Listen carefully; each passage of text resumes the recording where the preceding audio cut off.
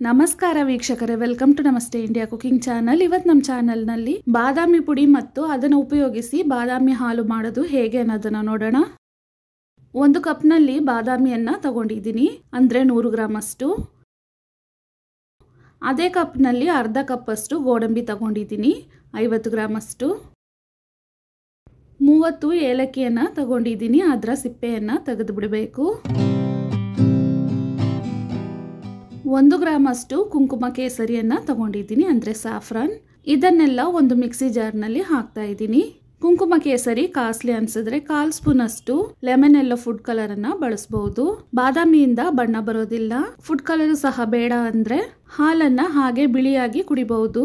ಯಾವ ಕಪ್ನಲ್ಲಿ ಬಾದಾಮಿಯನ್ನ ತಗೊಂಡಿದ್ನೋ ಅದೇ ಕಪ್ನಲ್ಲಿ 3 ಕಪ್ ಅಷ್ಟು ಸಕ್ಕರೆಯನ್ನ ಹಾಕ್ತಾ ಇದ್ದೀನಿ, ಅಂದ್ರೆ 500 ಗ್ರಾಮ್. ಕ್ವಾಂಟಿಟಿ ಜಾಸ್ತಿ ಇರೋದ್ರಿಂದ ಇದನ್ನ 3 ಬ್ಯಾಚಸ್ ಆಗಿ ಪುಡಿ ಮಾಡ್ಕೊಳ್ತಾ ಇದ್ದೀನಿ. ನೋಡಿ, ಈ ರೀತಿ ನುಣ್ಣಕ್ಕೆ ಪೌಡರ್ ಮಾಡ್ಕೊಬೇಕು. ಇದನ್ನ ಒಂದು ಬೌಲ್ನಲ್ಲಿ ಹಾಕ್ತಾ ಇದ್ದೀನಿ.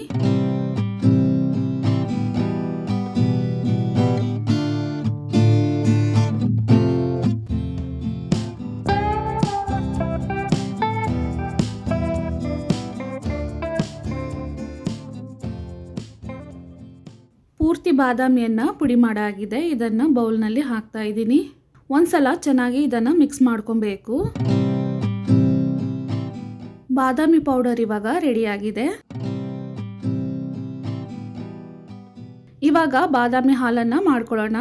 ಒಂದು ಪಾತ್ರೆಯಲ್ಲಿ 1/4 ಲೀಟರ್ ಅಷ್ಟು ಹಾಲನ್ನ ಹಾಕ್ತಾ ಇದ್ದೀನಿ.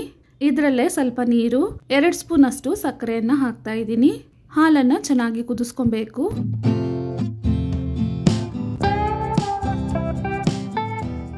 ಹಾಲು ಇವಾಗ ಚೆನ್ನಾಗಿ ಕುದ್ದಿದೆ. ಸ್ಟವ್ ಅನ್ನ ಆಫ್ ಮಾಡ್ತಾ ಇದ್ದೀನಿ. ಒಂದು ಪಾತ್ರೆ ಅಥವಾ ಲೋಟದಲ್ಲಿನೇ ಡೈರೆಕ್ಟ್ ಆಗಿ ಬಾದಾಮಿ ಪುಡಿಯನ್ನ ಹಾಕೊಬಹುದು. 2 ಲೋಟ ಹಾಲಿಗೆ 2 ಸ್ಪೂನ್ ಅಷ್ಟು ಪುಡಿಯನ್ನ ಹಾಕ್ತಾ ಇದ್ದೀನಿ. ಕಾದಿರುವ ಹಾಲನ್ನ ಇವಾಗ ಶೋಧಿಸ್ಕೊಳ್ತಾ ಇದ್ದೀನಿ.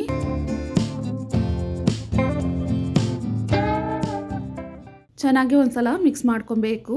ಇನ್ನು ಸ್ವಲ್ಪ ಪುಡಿಯನ್ನ ಹಾಕ್ತಾ ಇದ್ದೀನಿ. ನಿಮ್ಗೆ ಎಷ್ಟು ಸ್ಟ್ರಾಂಗ್ ಆಗಿ ಬೇಕೋ ಅಷ್ಟು ಪುಡಿಯನ್ನ ಹಾಕೊಬಹುದು. ತುಂಬಾನೇ ಆರೋಗ್ಯವಾದ ಮತ್ತು ಮನೆಯಲ್ಲೇ ತಯಾರಿಸಿರುವ ಬಾದಾಮಿ ಹಾಲು ಇವಾಗ ರೆಡಿ ಆಗಿದೆ. ವೀಕ್ಷಕರೇ, ಈ ವಿಡಿಯೋ ನಿಮಗೆ ಇಷ್ಟ ಆಗಿದ್ದರೆ ನಮ್ಮ ಚಾನಲ್ ಅನ್ನು ಲೈಕ್ ಮತ್ತು ಸಬ್ಸ್ಕ್ರೈಬ್ ಮಾಡಿ. ಧನ್ಯವಾದಗಳು.